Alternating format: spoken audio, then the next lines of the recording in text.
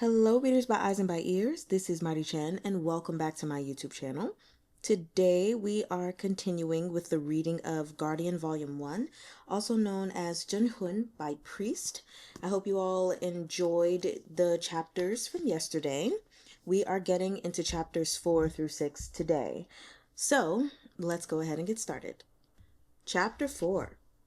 Zhao Yunlan hesitated, but then, despite the fierce wind atop the tall building, he met Shun Wei's eyes and saw himself in their depths. Himself and, somehow, the night sky, impossibly intermingled. For some reason, looking up into those eyes, Zhao Yunlan instinctively let go and placed everything, including his insignificant little life, in Shun Wei's hands. He regretted it the moment he let go. Is lust rotting my brain? In the next second, Shun Wei hauled him up by sheer force. His unimposing, scholarly appearance belied an unusually powerful grip. Zhao Yunlan's wrist was rapidly going numb, his fingers purpling. The friction pushed his sleeve up to the elbow, scraping a layer of skin from his forearm. Then, he was being held tightly in Shun Wei's arms as they both collapsed on the roof, tightly enough that his bones creaked in protest, as though Shun Wei were hugging something he'd lost long ago. A strange feeling stirred in Zhao Yunlan when he glanced at his wrist and saw the bruises from Shun Wei's hold on it. Zhao Yunlan struggled lightly, and Shun Wei seemed to come back to his senses. He released Zhao Yunlan, adjusting his glasses as if taking refuge behind a mask. As a worldly and experienced man, Zhao Yunlan had an exceptional gift for reading even the subtlest nuances in someone's expression. His eyes glinted. Shun Wei's awkward reaction had betrayed that he too had felt a certain pull, a certain attraction. Ah, so Shun Wei hadn't been afraid of him when they first met. The stiff body language and reluctance to meet his gaze seemed more like unease rooted in shyness. You were in the nick of time. Thanks to you, I'm not swinging from the building like a pendulum for the university clock tower. Zhao Yunlan pulled a pack of wet wipes from his pocket and handed one to Shun Wei as he wiped the blood and grime off his own arm. Here, for your hands. The brush of his fingertips against Shun Wei's could have been accidental. Shun Wei's fingers were like a touch-me-not plant, shrinking back at the barest touch. The burgeoning desire Zhao Yunlan had been feeling turned into a lit firecracker. It exploded spectacularly, leaving behind a sea of red paper that spelled out love affair. Every nerve in his body was alight, but the dance of romance was one he knew well. There was an art to its push and pull. After that delicate overture, he pretended not to notice anything. Turning to the girl on the ground, he asked, "What's the deal here, young lady? Going through a breakup? Got yelled at by a prof? Failed your thesis defense or an exam? Look at you brats here. Your families provide for your every need, but you're also bored out of your skulls that—" The girl's sudden wail interrupted him as she burst into tears. Shun Wei regained his senses at last. Very low, he said, "That was too dangerous." Zhao Yunlan continued without missing a beat. "Exactly. Do you hear your professor? Don't you know how dangerous that was? But come on now, stop crying. We'll talk once we're downstairs. We'll have the school clinic look you over, and then we definitely need to have a chat with your parents." Shun Wei stood and glared at Zhao Yunlan, then turned to the girl, face darkening. For a good half a minute he said nothing, only stared sternly until her sobs died down from fear, leaving her sniffling and hiccuping. It reminded Zhao Yunlan of his grandpa, who'd passed long ago.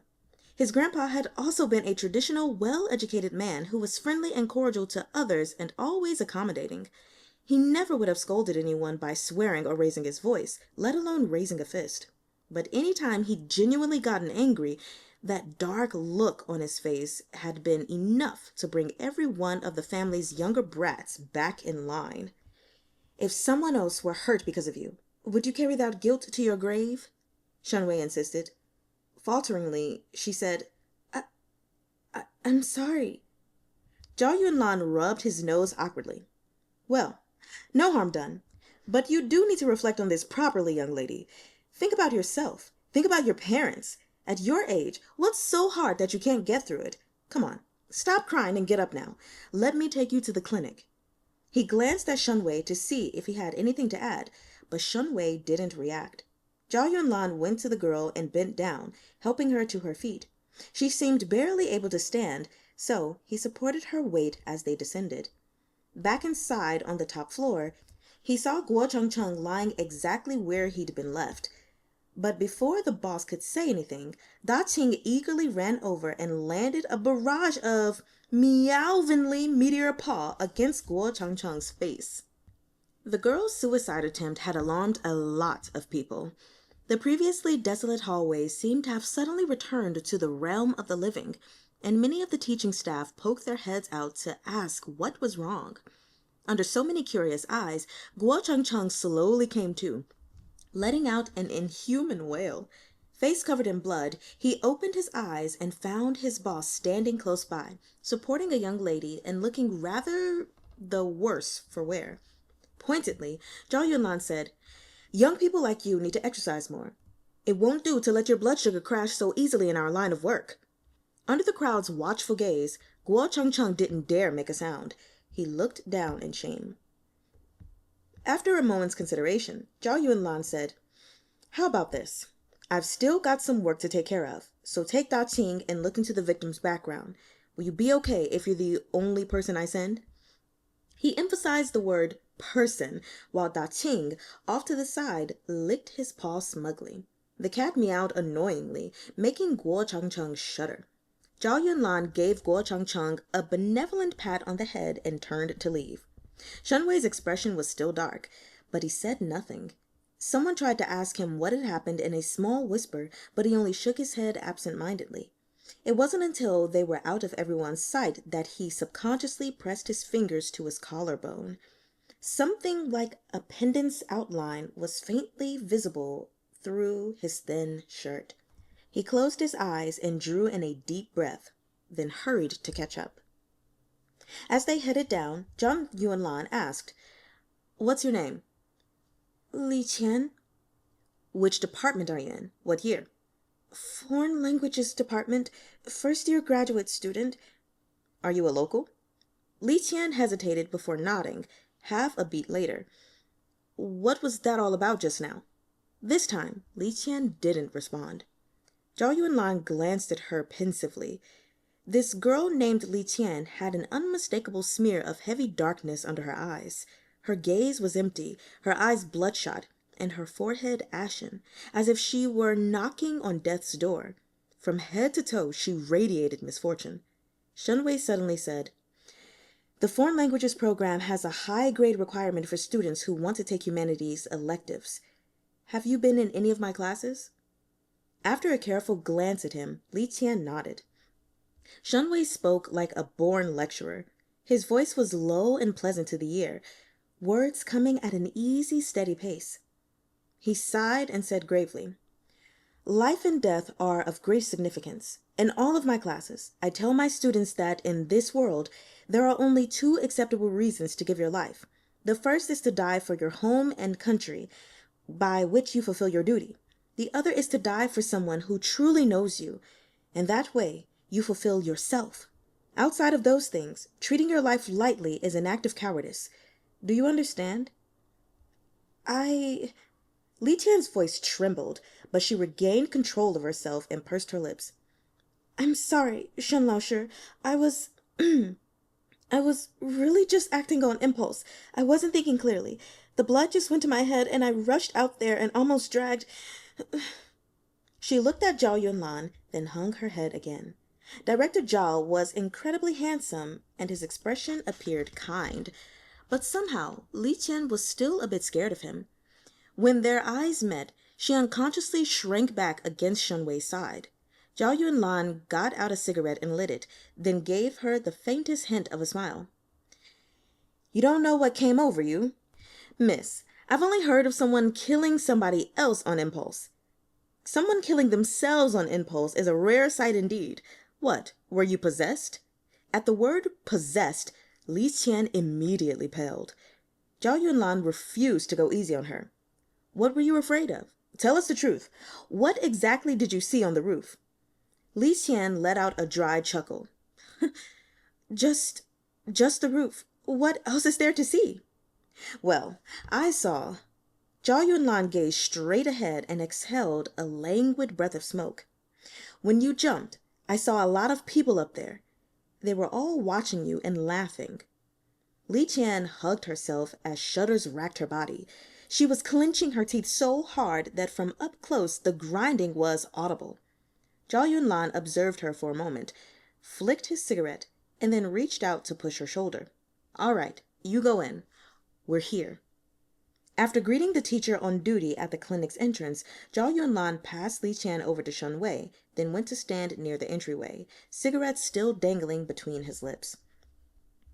Right out in front, there was a man-made creek with a small bridge over it. Zhao Yunlan leaned against the wooden railing lazily. Slowly, he blew a puff of smoke over his watch. The white smoke dispersed quickly, leaving a thin haze within the watch face. An old woman's face faded in and out of view, as if she were meeting his gaze through the watch. That old cat wasn't wrong. A newly made ghost who died within the last 7 days showing up on Clarity in broad daylight? Not even a neighborhood committee official in life would be that fierce, usually. Zhao Yunlan raised a brow as he muttered to himself. So, Granny, where did you come from? At the sound of footsteps behind him, he gently wiped the watch plate. The silhouette within vanished.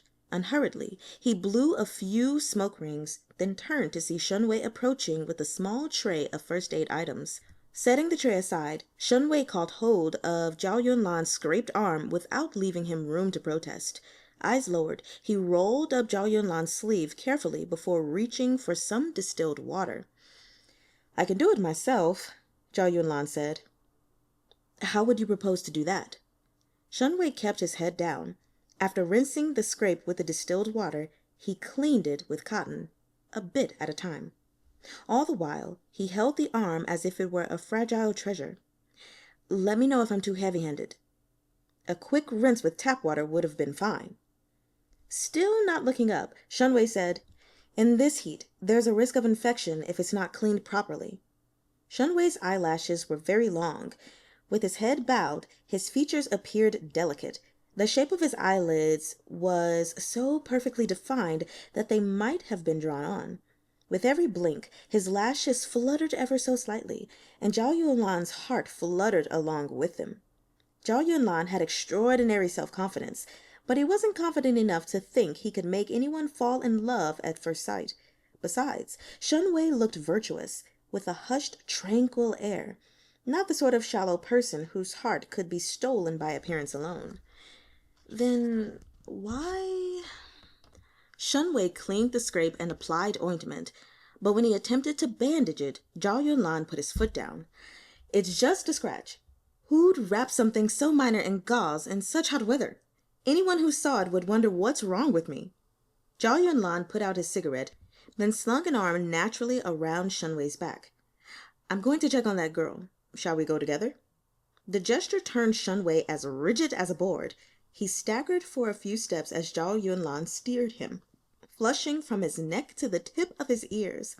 Then he scrambled out of Zhang Yunlan's hold, smoothing his shirt in an attempt to appear composed. Why are you like a girl? Zhao Yunlan smiled nonchalantly, but he switched gears before Shun Wei could catch his breath. Shun Laosher, have you ever seen me before today? Surprised, Shun Wei met his gaze, mind going blank. For 2 full seconds, he could only stare at Zhao Yunlan, unable to look away. Finally, his throat a little dry, he said, Yes, I saw you before. Zhao Yunlan raised an eyebrow and waited for him to finish. A conflicted expression flitted across Shun Wei's face, just as Zhao Yunlan thought he was about to tell a fantastic story of how incredibly their lives were entangled. Shun Wei's tone lightened. Actually, I saw your team working on a case. Zhao Yunlan felt a sudden pang of disappointment, as though his hopes had been lifted just to be let down gently. Oh, when was that? 5 or 6 years ago, during that string of 12 suicides at the Twin Towers near Wanting Bridge. It was when I was about to graduate. I just moved off campus and happened to be looking at apartments in that area. Because of the deaths, business was bleak for the building, so the rent was cheap. I was one of the few people who felt brave enough to live there. Zhao Yunlan tried to recall. I was there, but I'm sure I'd remember seeing you. You didn't see me, but I was living on the top floor. I saw you, and I also saw... Shun Wei paused, schooling his face into an expression of disbelief at just the right moment. I saw you capture a black shadow from one of the rooms up there. You stuffed it into a bottle, then turned to someone and said, "I've caught the suspect. Everyone can wrap up." Except you were clearly the only person there. Astonished, Zhao Yunlan asked, "You not only dared to live there, but lived on the top floor? You sure had a lot of guts." At the time, I didn't believe in that kind of thing. I was a poor college student. Shen Wei lowered his head. Then, not making himself sound any less suspicious, he said, "You can check the records. I'm telling the truth." From Zhao Yunlan's glance, it wasn't clear how much he actually believed. "That's negligence on my part," he joked. "Regulations say we should have wiped the memory of any bystanders, but the success went to my head and I didn't notice you. My sincere apologies. Did you feel like your whole atheist worldview completely collapsed back then?" Shun Wei offered a strained, reserved smile, but didn't answer.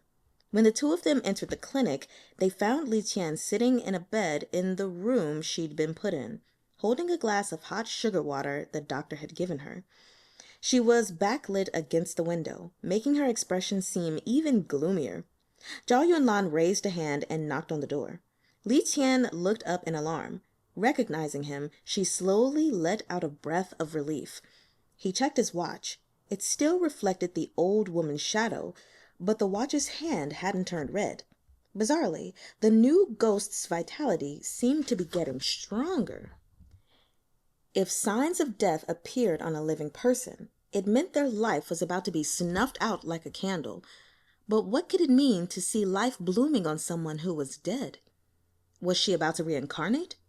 As Zhao Yunlan pondered it, he boldly sat on the bed across from Qian and got out a notebook.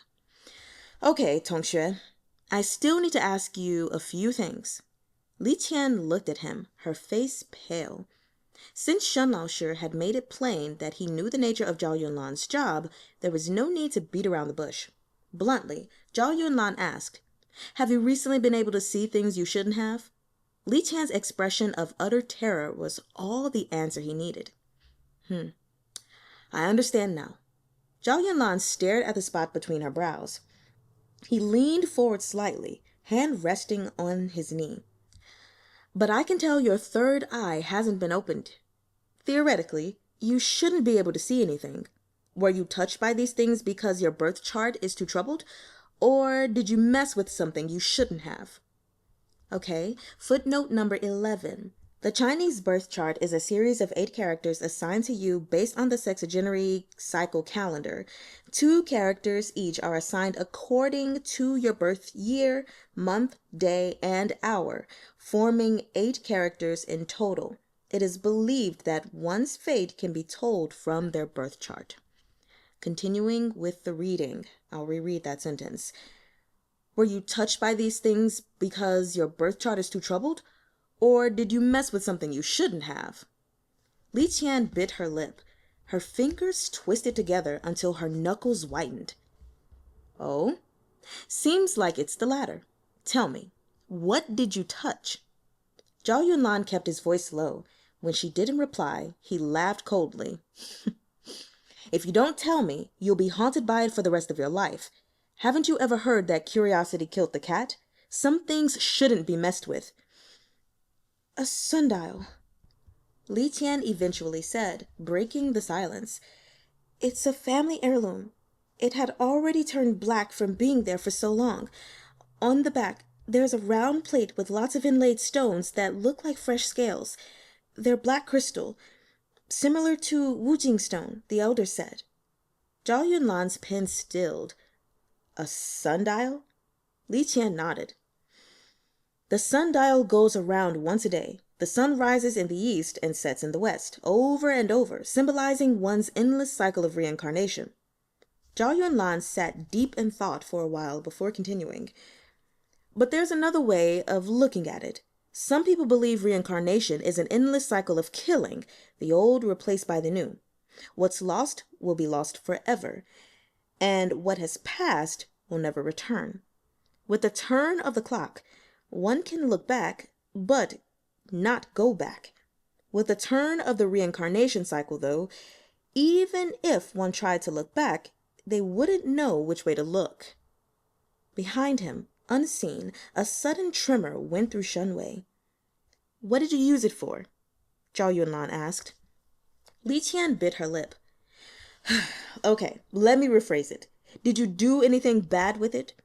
Her eyes grew wide. I didn't." Zhao Yunlan stared at her in silence. "I really didn't." Qian curled up, reflexively trying to protect herself. "How could I use something passed down in my family to do something bad? You're full of shit. You—" She coughed, worked up to the point of choking. More harsh coughs followed. Shun Wei's forehead creased. He walked over and blocked Zhao Yunlan's penetrating gaze, patting Qian's back. "Take your time. There's no rush." To Zhao Yunlan, he said, "She's just been through a significant shock. Whatever it is you want to ask, Officer Zhao, can you not push her too hard?" Zhao Yunlan raised a brow. "Okay, I'll stick to the most relevant things. One last question. After that, I'll fuck off." He pulled a picture of the dead girl from his pocket. "Have you seen this student recently?" Qian's gaze swept over the picture. First, she shook her head. Then, as if suddenly recalling something, she grasped the photo and examined it carefully. Finally, she ventured, I think I saw someone who looked kind of like her yesterday." Zhao Yunlan's expression turned serious. "Yesterday when? Do you remember what she was wearing?" "In the evening." Qian thought about it. Last night. I just returned after the library closed. It was probably after 10 p.m. I left campus to buy some stuff. At the entrance, I think I saw someone who looked like her, but I don't really remember what she was wearing." "Oh, no, I do remember. She was in an Orientation Week t-shirt. I noticed because I have one too." "Were there a lot of people wearing that shirt yesterday?" "Pretty much only students from our school," Qian said. "I wouldn't say a lot of people. Most students are at the new campus. There aren't a lot of people here at the old one to begin with." "Were you wearing your matching shirt?" "It hadn't been washed, so I didn't want to wear it against my skin. At first, I wore it over my own t-shirt. When the weather got hot later, I took it off and stuffed it in my bag." Zhao Yunlan considered that. "When you saw her, was anyone else around?" "Yeah, there were a lot of people passing by, and cars too." Qian, realizing he was trying to get at something, asked, "Why?" "I wasn't asking about the main road. I mean that little alley outside the side entrance to your school. That's where she was walking, right? At the time, was there anyone else in that alley?" Qian began to feel uneasy. Her gaze drifted to the side. She nodded, then shook her head, confused. I don't remember. Maybe? I think she went that way, but I didn't follow her. That alley's a dead end. Only people who live in the dorms on the east side of campus would take the shortcut through there, so it's usually fairly quiet." "You didn't go that way?" Zhao Yunlan interrupted. "Huh? I didn't." "Why not? Don't you also live on the east side?" Qian didn't know what to say. She mumbled to herself, and then, panicked, she said, "I was taking the long way to go buy something." "Didn't you just say you'd already finished shopping and had just left?"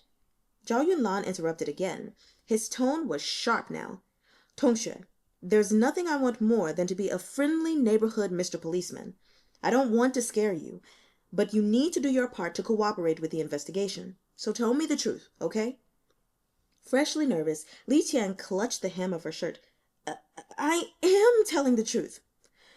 Her name was Lu Zhuomei.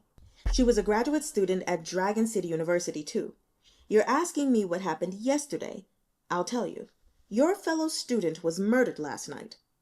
Pausing after every word, focused intently on Li Qian's expression, he said, "The estimated time of death is last night at 10 p.m.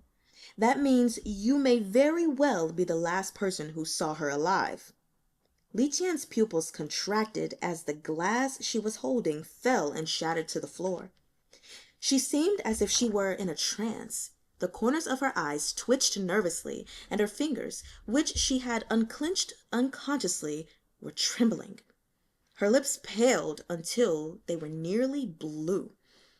Zhao Yunlan leaned back and crossed his legs. Lacing his fingers together over his knee, he looked at her.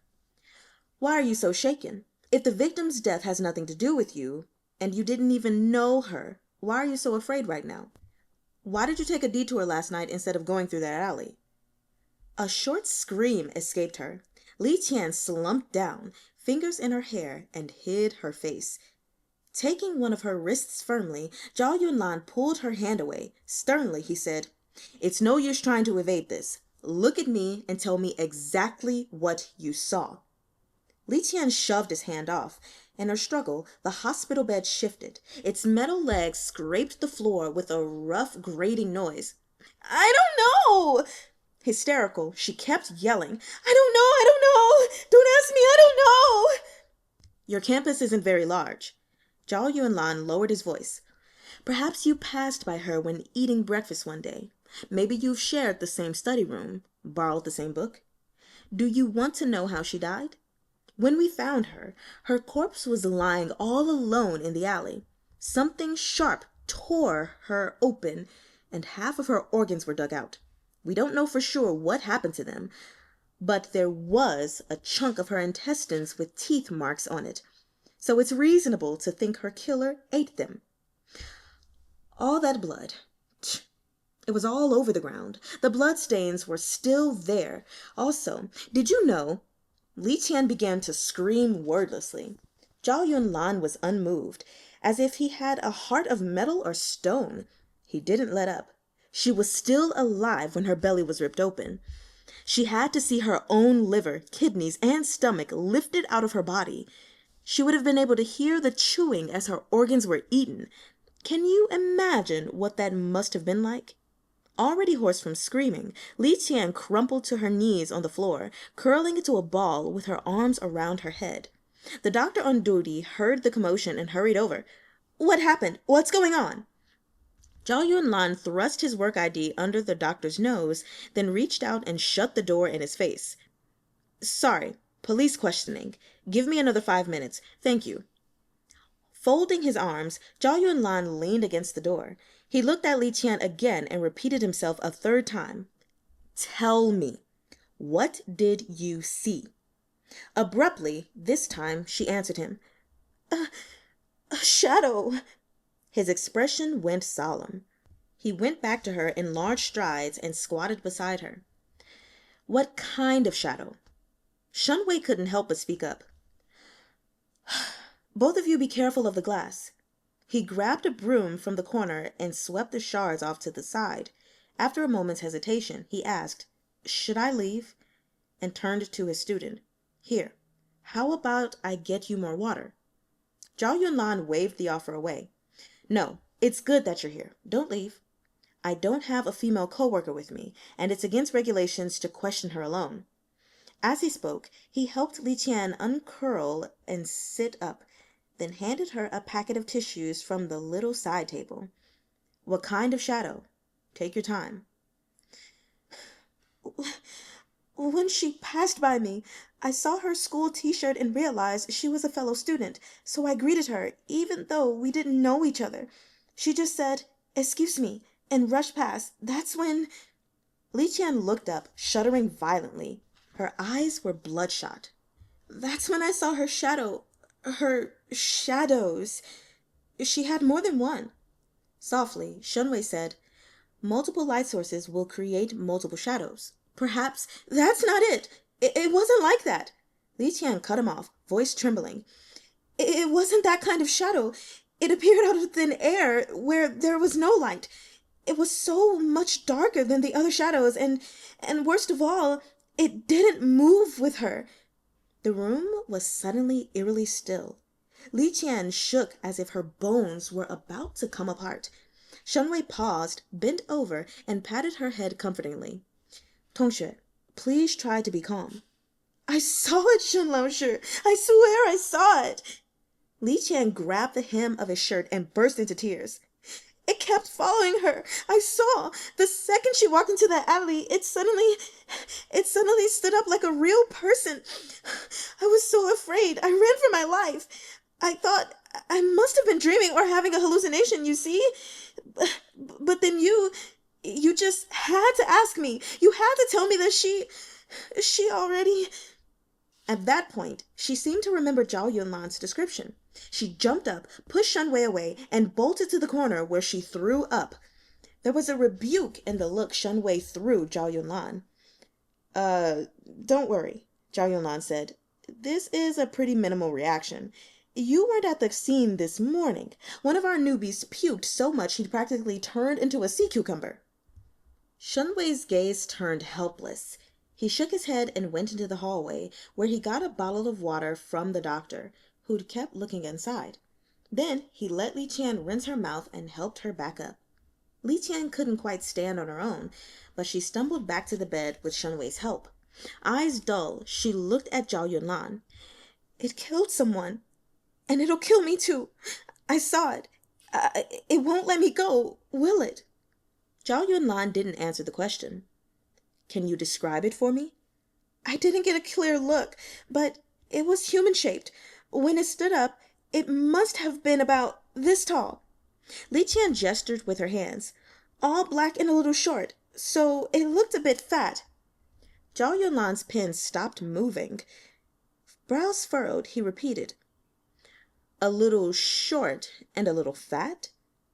She nodded. "Is it possible that it's not actually short? Could it have run off as soon as you saw it, so it hadn't managed to stand up fully?" Qian stilled, her reaction even more delayed than before. Then she lowered her eyes, evading Zhao Yunlan's gaze, and nodded again. It's possible." Something odd entered the look he was giving her. "And then?" "Well, then I ran." She kept her head down, and Zhao Yunlan scrutinized her in silence. Her fingers were tangled together, the tips turning white. Finally, Zhao Yunlan let it go. He ripped a page from his notebook and wrote down a string of numbers. "If there are any clues, or if you remember anything new, please contact me as soon as possible. My phone is on 24/7. Thank you for your help." He shoved the note at Qian and stood up. "I'll see you off," said Shun Wei. "No need." Zhao Yunlan replied, "I'm going to have a smoke outside first. You talk to her. I was a tad brusque just now, so I might have scared the kid. My apologies." Shun Wei looked at Qian. It was impossible to know what she was thinking. She showed no reaction to Zhao Yunlan's words. Once Zhao Yunlan was gone, cigarette already between his teeth, Shun Wei asked Qian, "Are you hungry? I can get you some food from the cafeteria later." He kept his voice as gentle as possible. With Zhao Yunlan's departure, the oppressive feeling he'd brought with him also dissipated.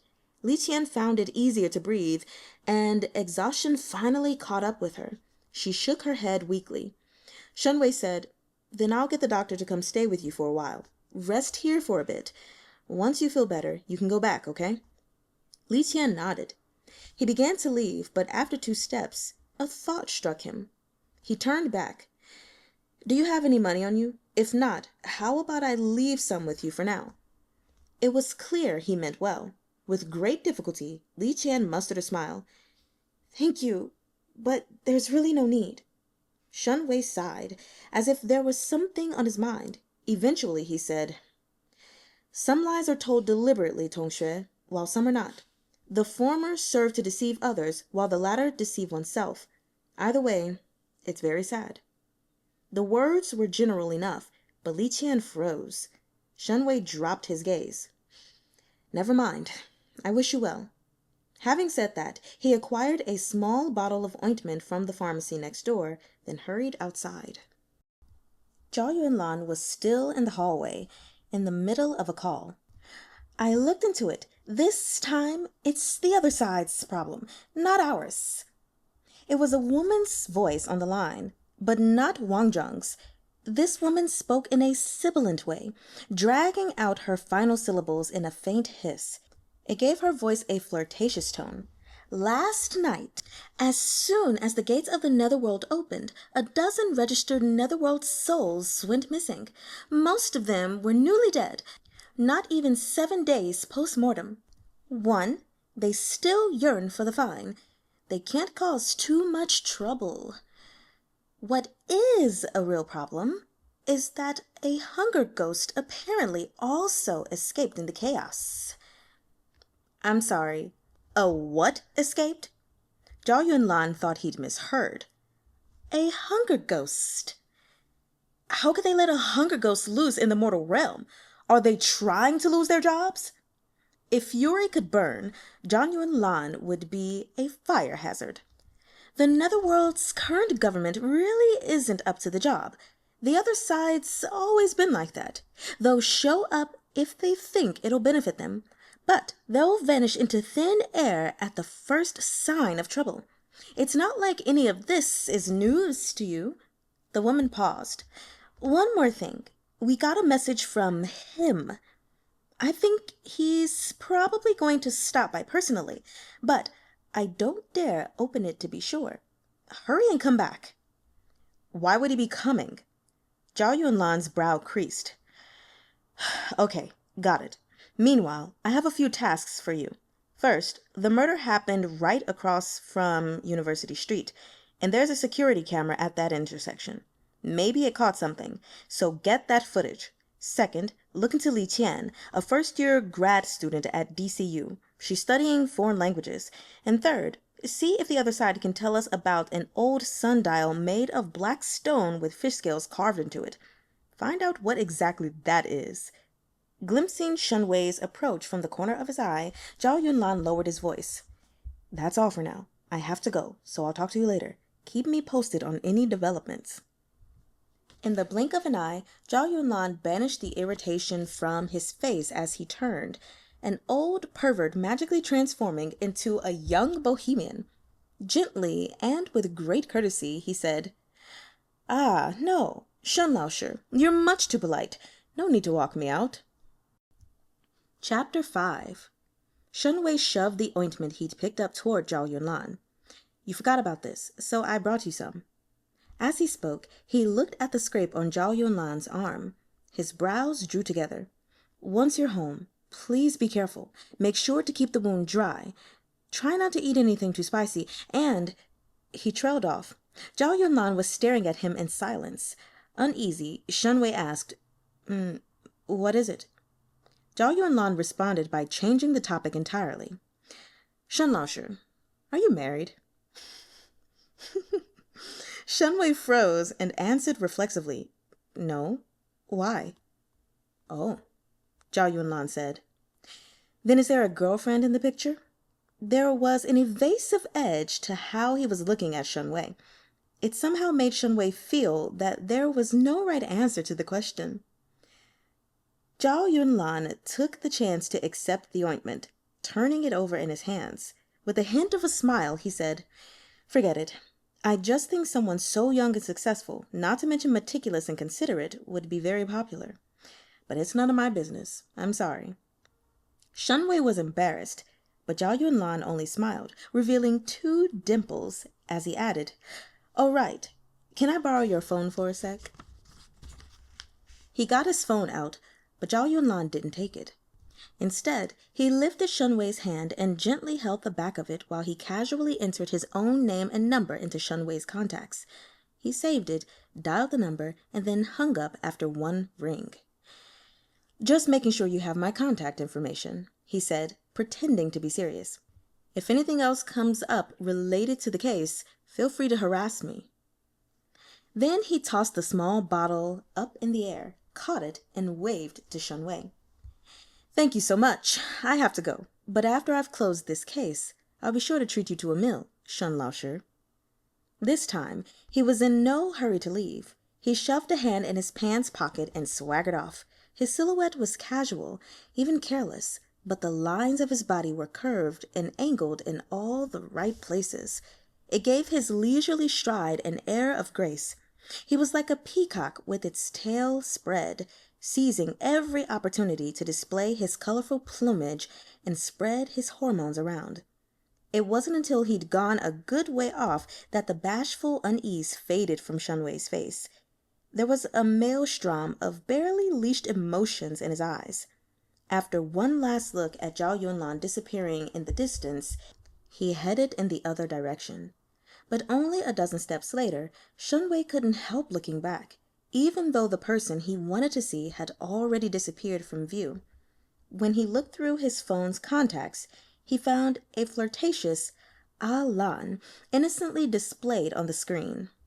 As he silently drank in those 2 syllables, he felt as if a knife were slipping cleanly through his heart, turning the softest part to a bloody pulp. Finally, his narrow lips locked the words away where no one could hear them. Shun Wei lifted his fingers and caught the faint scent of Zhao Yunlan's cologne. Closing his eyes, he took a slow, deep breath. He didn't know what cologne it might be, but from the very first whiff, it was as if the scent had been haunting his dreams for years on end. The only sound on the quiet campus was that of bright green leaves falling to the ground. Nothing could have been gleaned from Shun Wei's expression.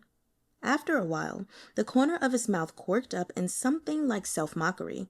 Then he looked down and hurried away. For that brief moment, as he glanced down, the faint desolation evaporated. His face tightened as if carved to reveal a silent, murderous intent.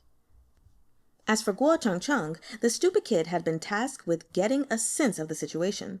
But since he genuinely didn't know what exactly he should be getting a sense of, all he could do was suck it up and talk to people, stammering the whole time. He was keenly self-aware when it came to his own professional capabilities. In his mind, even the parrots in the flower and bird markets were more eloquent than him. Close to noon, he finally received a call from Zhao Yunlan. Dejected, he led the weird, talking black cat to the school entrance, squatted down, and waited for their boss to come collect them. Even the way Changcheng squatted was different from everyone else. He curled into a ball, his hair half covering his face. He and the double-chinned fat cat sitting upright beside him were blatantly out of place, periodically drawing glances from curious passers-by. The embarrassing display finally ended half an hour later when Zhao Yunlan arrived. Changcheng, whose legs had gone numb from squatting, limped along in Zhao Yunlan's wake. As they walked the campus's beautiful quiet paths, Changcheng kept sneaking glances at Zhao Yunlan's tall, lean figure. His own expression and mannerisms were akin to a sad, worried little wife who had accidentally set the kitchen on fire. In the half hour he'd spent squatting by the wall, Changcheng had reflected deeply on this series of events that had unfolded in the 12 hours since he joined the Special Investigations Department, and now he was overcome with despondency. Hadn't it been just a slightly eerie hallway? Hadn't it been just a little dark and creepy? Hadn't his boss just said something ambiguous? How had it all made him faint? All along, Changcheng had felt he was woefully unqualified to join the Special Investigations Department, which offered higher pay and better bonuses than anywhere else. And yet somehow, in some unworthy way, he had gotten in. If he wound up unable to keep the job, never mind losing face, how could he possibly tell his uncle? As these heavy thoughts worried away at him, he looked at Zhao Yunlan, who was carrying Jing on his shoulders. Due to the cat's great bulk, Zhao Yunlan had to walk with his neck bent, as if he'd suffered a stroke. Yet despite that, he looked handsome and elegant. A handsome, elegant stroke victim. Director Zhao clearly wasn't that much older than Changcheng, but he always seemed so sure of himself, as if he wasn't afraid of anything. Just then, Zhao Yunlan glanced back. Changcheng hastily averted his gaze.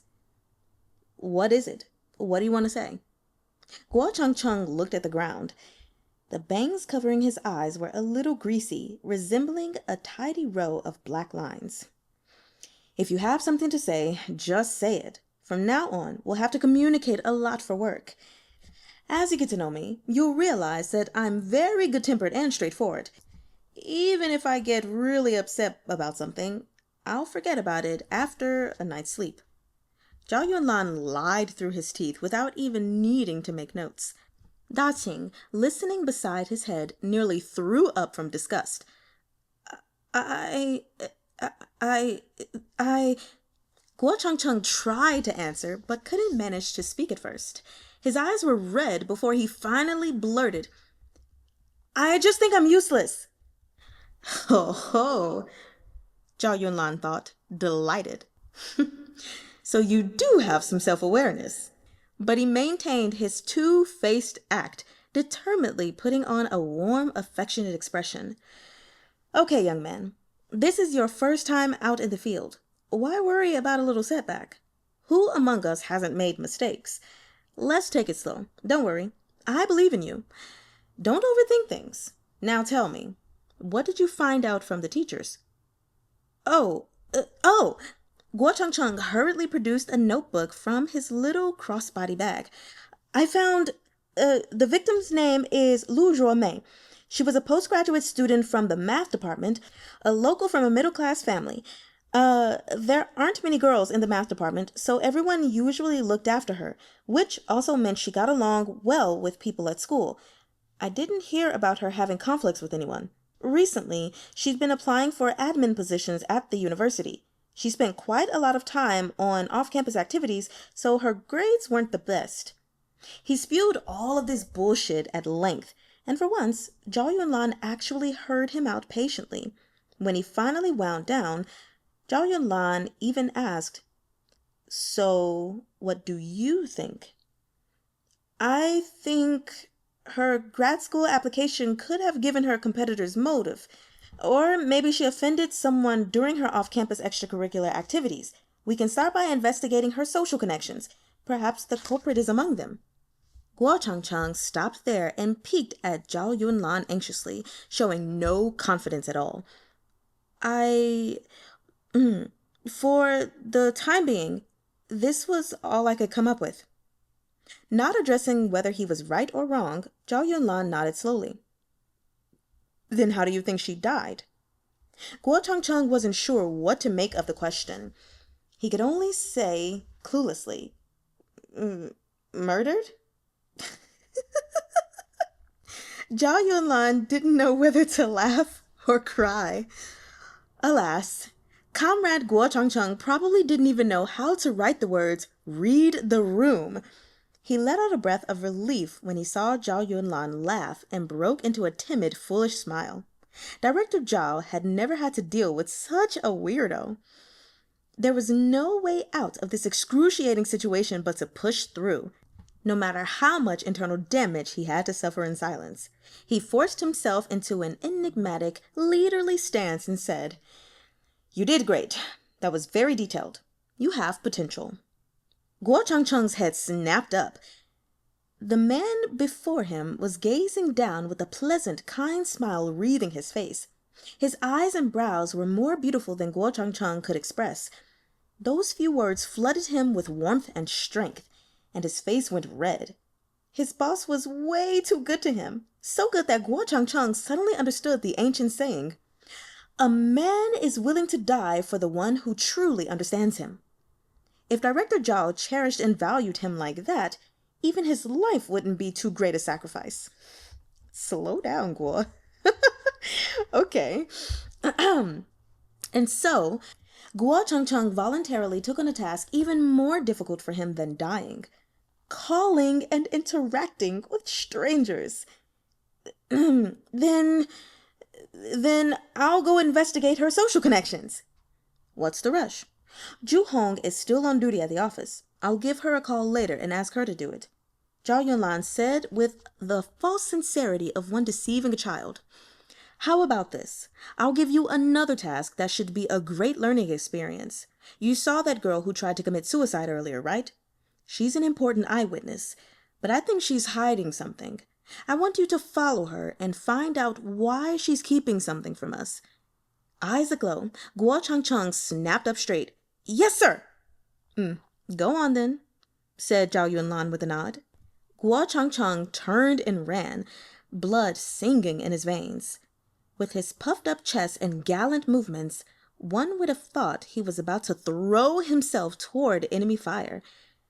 Not tell someone. Zhao Yunlan watched the intern go.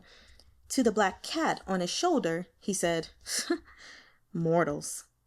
Jing raised his large pancake face. Doesn't get any more mortal than that. The soul guarding order must have blue screened. Zhao Yunlan patted the kitty's rump. I need to go back to the office to check something. Keep an eye on him. Jing meowed lazily, sprang from his shoulder like a ball shot from a bow, and rolled away at the speed of light. Chapter 6. When Shun Way arrived back at the clinic with food from the cafeteria, he found Changcheng standing anxiously at the entrance. The young intern was looking to and fro, clearly wanting to go in, but just as clearly too afraid.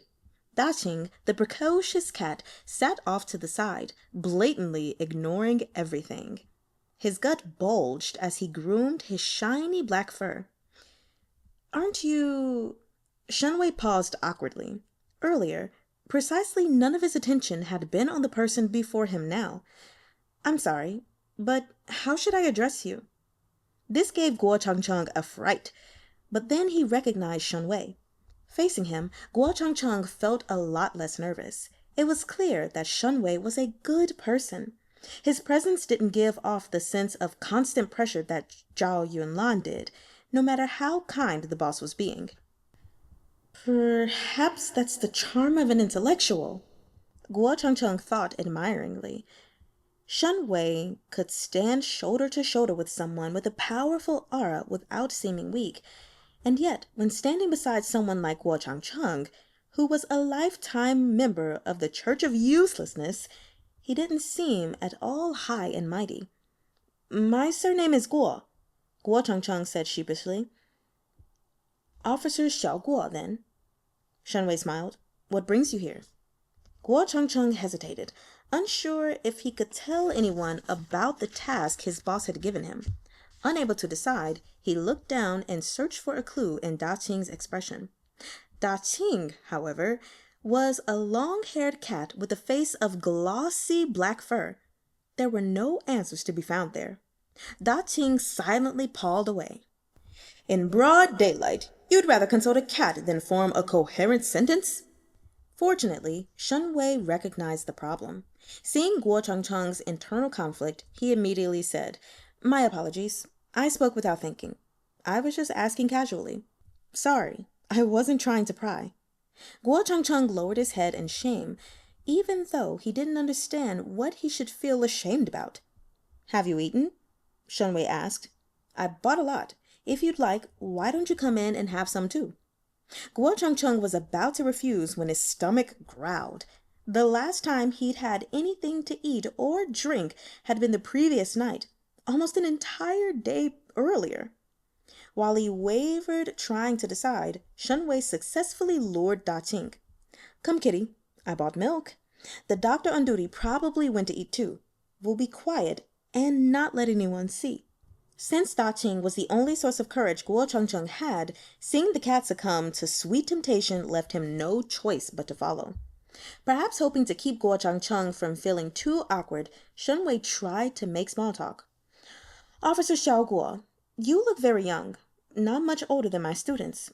You haven't been working for long, have you? Today's my second day, Changcheng said truthfully. Shun Wei smiled. Then you really must be right around my student's age. How does it feel to join the workforce? It didn't feel so great, to be honest, but Changcheng still considered his words carefully. It's all right. As he led them, human and cat, down the school clinic's narrow hallways, Shun Wei's gaze flashed behind his glasses. but he continued as if nothing were out of the ordinary. Do your coworkers and your boss treat you well? Director Zhao's pretty good to me. He's who was here this morning. My coworkers... And here, Changcheng's expression contorted slightly as he thought of Lao Wu's papier-mâché-like face and how it seemed as though Wang Zheng's head had been chopped off and sewn back on. Painfully, he said, They're also fine. Director Zhao, Shun Way echoed quietly, before asking, Is your Director Zhao normally busy? Changcheng scratched his head. Probably? It's my first day. I really don't know. What do you think of him? He's great, Changcheng replied automatically. Shun Wei looked at him. Then why are you a little afraid of him? Shocked, Changcheng said, He's my boss. Of course I... As they reached the room where Qian was resting, Shun Wei burst out laughing. He arranged the food on the table quickly and divided the utensils, then ripped off the lid of a single-use container, filled it with some warm milk, and pushed it toward Jing. Everyone eat. Don't just sit there. Hunger made his stomach feel like a gaping hole, but Changcheng still didn't have much of an appetite. Back in school, he normally never ate at the cafeteria, not because he was spoiled and looked down on the food, but because as soon as the cafeteria got crowded, someone inevitably came to sit at his table. That was all it took to make him uneasy and kill his appetite. Never mind this situation. Eating with two strangers in a hospital room. Qian had even less appetite. Given her current mental state, if the doctor hadn't pronounced her fine, Shun Wei would almost have suspected she was on drugs. He also realized that if he didn't say anything, the only sound in the entire room would be Jing drinking milk, which was painfully awkward. There was no choice but to keep up the small talk. He asked Qian, You said you're a local. Do you live far away? If so, you should go home and rest for a few days. I'll talk to your advisor for you if necessary. Her chopsticks paused imperceptibly as she hesitated. Finally, she said softly, My family is making funeral arrangements at the moment.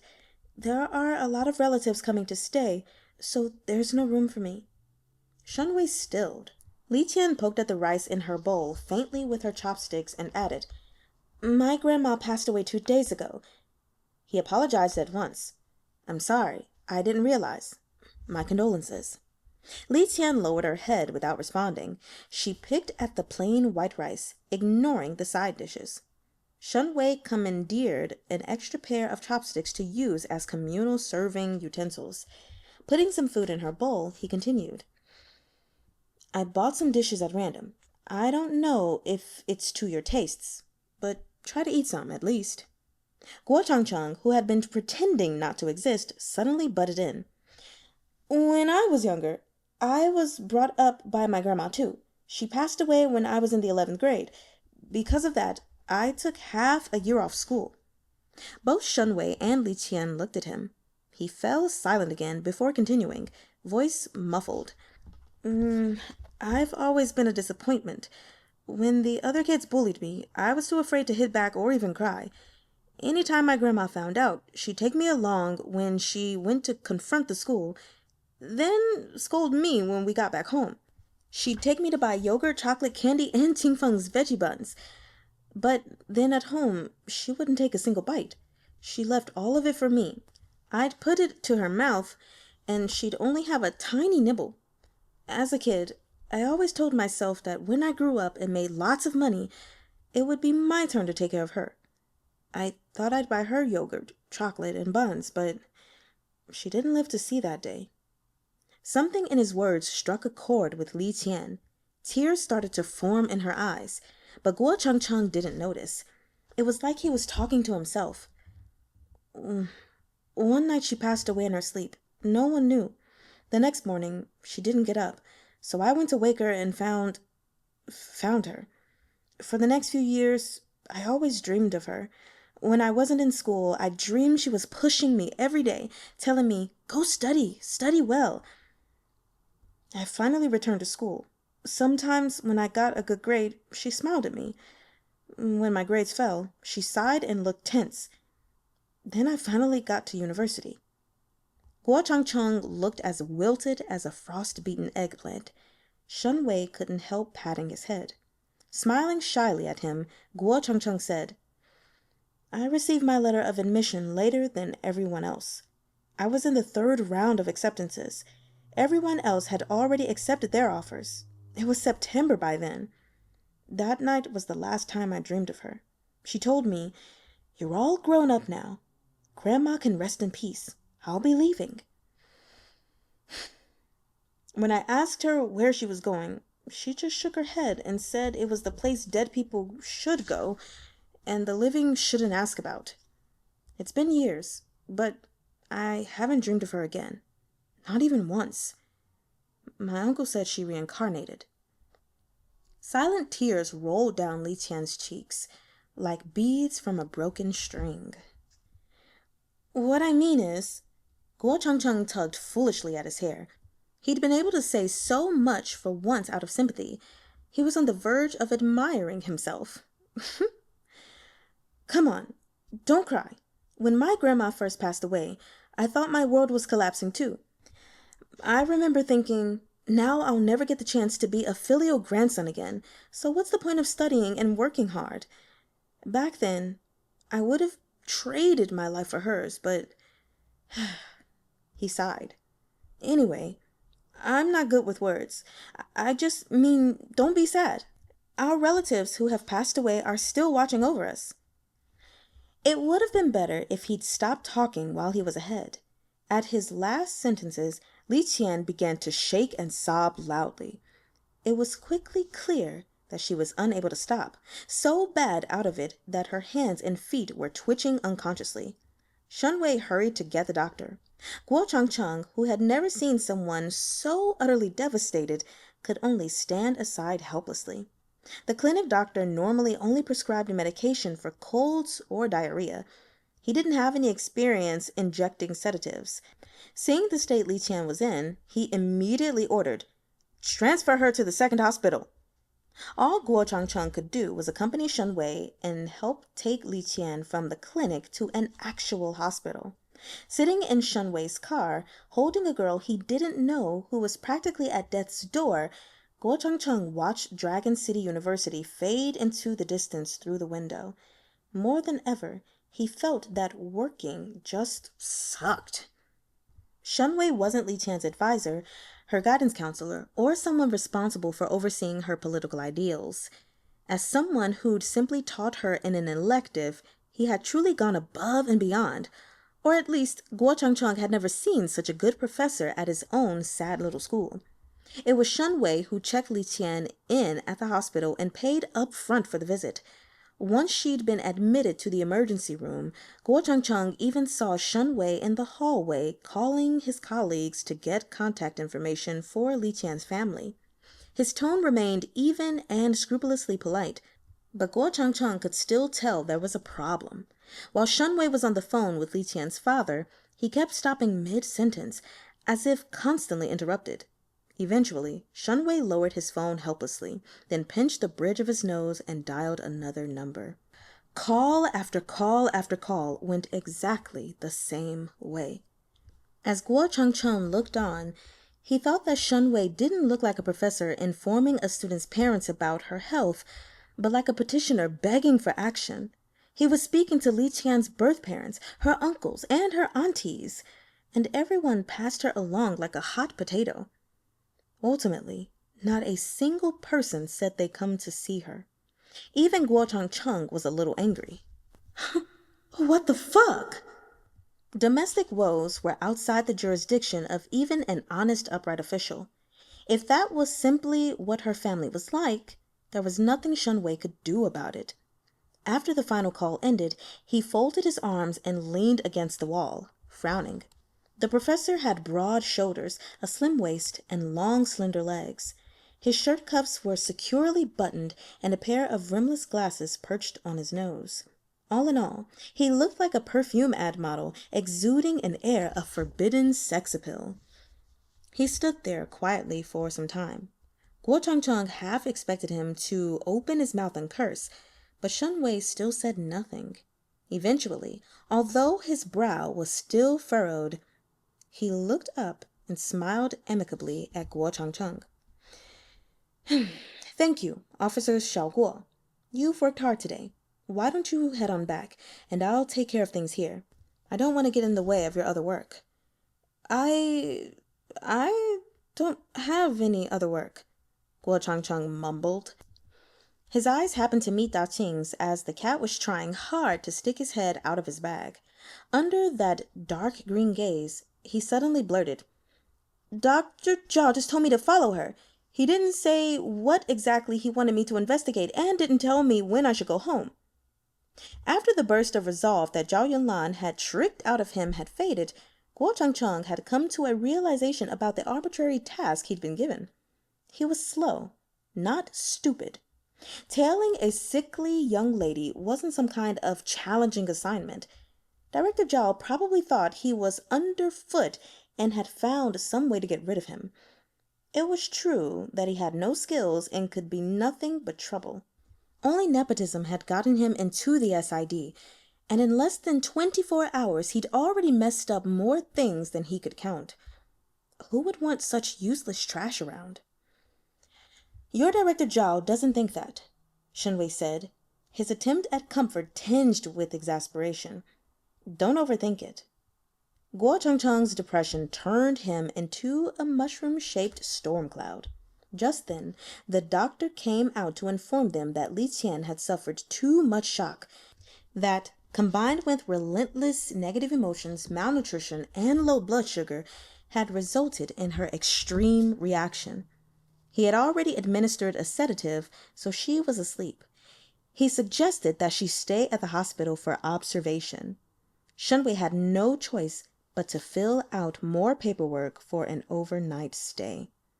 The unlikely trio, 2 humans and a cat, stayed with Qian until the sun set heavily in the west, and still not a single family member came to see her. Shen Laosher, does her family not care about her? Changcheng asked quietly. Shun Wei didn't know what to say. He only sighed. Changcheng sat at Qian's bedside and suddenly grasped why she was so sad, why her emotional reaction was so extreme, why she'd sobbed to the point of convulsions and had even tried to jump off a building. Perhaps the only person in the world who'd love her was no longer there. From now on, there was no one to care about her happiness, anger, sadness, or joy. No one would be watching over her, encouraging her to test her wings while also wishing she could stay a little longer in the nest. That was how night found them when it fell. Well, alrighty then. Those were chapters 4 through 6, and I'll just go ahead and say that, yes, I do find it a bit more interesting now. So I'm just gonna go ahead and go over my notes, but starting from the last thing we just read, I have to say again, it's just really sad, thinking about how Zhao Yunlan was so too much, is what I'm gonna call it, toward the girl when he was interrogating her, and even when he was, talking to her about suicide, and even, what Shun Wei said, even though I think his approach was a bit better. It just goes to show, like, you never, ever, ever know what anyone's going through. Because Zhao Yunlan was like, think about your family, and how they would feel about what you're doing. And even Shun Wei, said something about, like, could your friends and family bear this? Or could you bear how they would feel? And it's just sad to see that, at least for sure when it comes to her family, they clearly feel jack diddly squat. I don't really like suicide, obviously. But, it's something that I can understand. And a lot of people say, it's the selfish way out. And don't get me wrong, sometimes I do believe it is. But in other scenarios, that's not necessarily always the case. We can't always just assume that everyone who commits suicide or attempts to commit suicide has a loving family, has loving friends, has people that care about them. Because there are so many people who don't. And you just never know. And here we have the scenario where we see this girl, Li Qian, clearly did not have what the assumptions from Shun Way and Zhao Yunlan, suggested. And so the next thing I want to talk about is actually Guo Changcheng and him going just on his little rant to himself, but to her. It was nice to see him like talk a lot actually, because he's usually stumbling and not saying anything, but he just felt compelled, and so he started talking. That was very nice. I mean, unfortunately he said the last little bit that kind of just sent her into hysterics and then to the hospital, but it was nice. I actually like his character, and I'm not exactly sure why yet, but we'll see. Hopefully he keeps showing up. I don't want it to be a thing where he becomes a non-factor, really. I would like for him to stay in the story. But let's see. The next thing I wanted to mention, page 90, where it said that Zhao Yunlan had put his number in the phone and he put his name as Alan. So for those who do not know, putting "ah" in front of someone's name is a more intimate way of speaking to them. It can be intimate in a romantic way or intimate, even in a familial way or best friend type of way. But there you have it. It's kind of like even in Peerless when, Tsuibuchu calls him Fungar rather than just Feng Xiao. So, going to the next thing. Chao Yunlan. I'm not gonna lie, when he was interrogating that girl and then he just decided, you know what, I'm gonna explain to him how this girl was murdered, I was like, sir, that is graphic. And that is horrible. Why are you just saying it out? Sorry, that's my Arha chat blowing up my phone. I was like, why are you just laying it out all on the table like that? That is despicable, sir. I don't know. I couldn't just do that to some regular civilian. Like, you are a man that is clearly used to this kind of thing. And this is just a random little girl. I'm sorry, she's not a little girl, but you know what I mean. A random little girl. And you just threw all that on her like that. Come on, man. Come on. So, yeah, I don't really have anything else much to say about this so far. Just gonna keep reading and see where things go.